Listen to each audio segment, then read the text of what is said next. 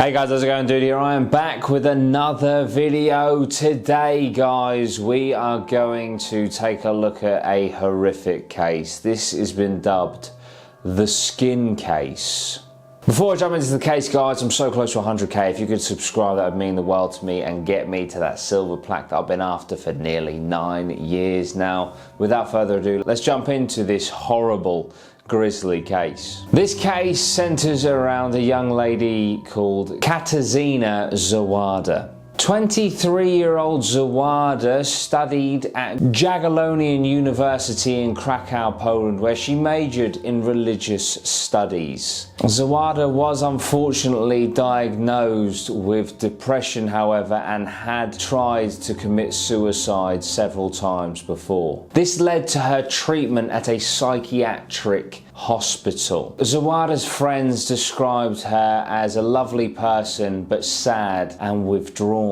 The treatment at the psychiatric facility was the first step in realizing that something was amiss with Zawada.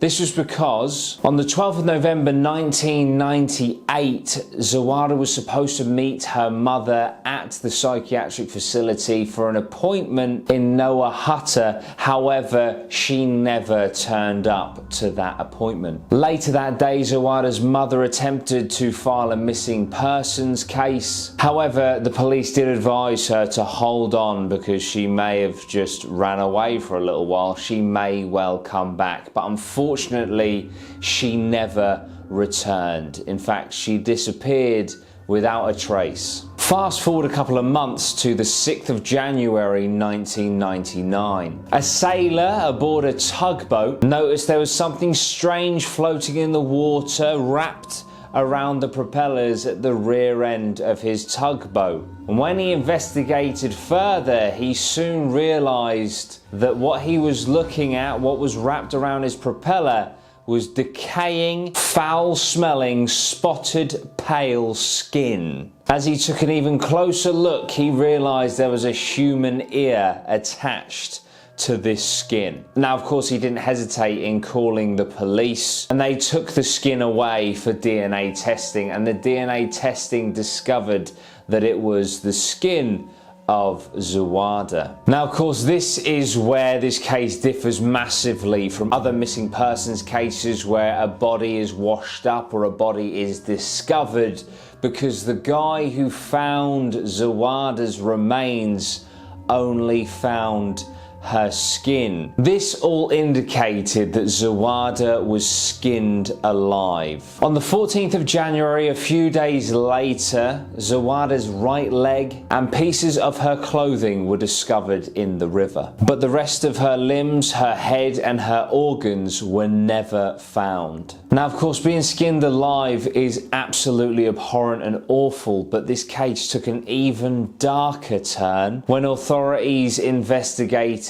deeper. They realized that not only was Zawada skinned alive, it appeared that her skin had been cut in such a way that it was in fact repurposed for a human skin suit for the killer. Incredibly reminiscent of the inspiration behind the Texas Chainsaw Massacre, Ed Gein, which I would just like to ask in the comments if you would like me to do a video on the true inspiration behind the Texas Chainsaw Massacre, i.e. Ed Gein. Please do let me know down below and I will do that for you guys. Forensic analysis had concluded with Zawada's case that the skin had been carefully removed between her thighs and neck. Although strangely, in the torso area, her nipples were not present. No skin from Zawada's arms or face were present in the suit, and the suit only went up as far as her left ear. Of course, the ear that the tugboat sailor spotted when pulling the skin out of the river. To date, this is seen as one of the most horrific murders in Polish history. Investigators and experts were called in from all over the world to try and help and assist in finding the killer, including involving the FBI. In May of 1999, the FMU, the Forensic Medical Unit in Krakow, received a corpse with a severed and scalped head. The killer turned out to be the son of the victim, and prior to the arrest, the killer was seen in a mask made from the skin of his father's face.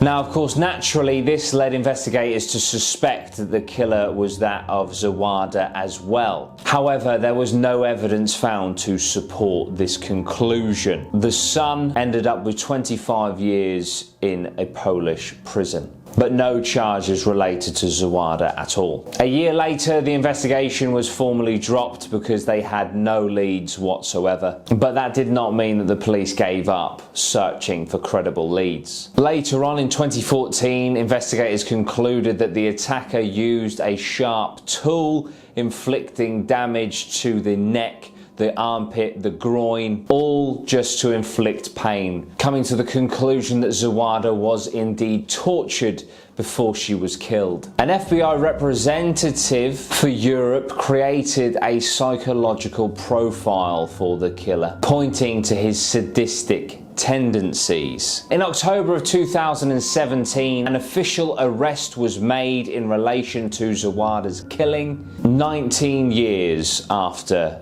the death of Zawada. A 52-year-old man named Whinging Robert J, and he was arrested in Krakow in relation to her murder as well as using her skin as a skin suit. When investigators searched his apartment, they found blood in his bathtub, and as a result they took it for further testing. He was actually on the radar of this murder in 1999, around the time when it was committed, but he was never arrested. Now, Robert J fit this psychological profile that was created. He knew the victim, he visited her grave, and he had a history of harassing women. He had also previously worked in a dissecting lab where he dealt with human corpses. He also temporarily worked at the Krakow Institute for Zoology, where he would prepare animal skin. However, his contract was terminated after he killed all of the rabbits there. As of September 2019, he was still in custody as they await a trial. However, due to the nature of the laws in Poland,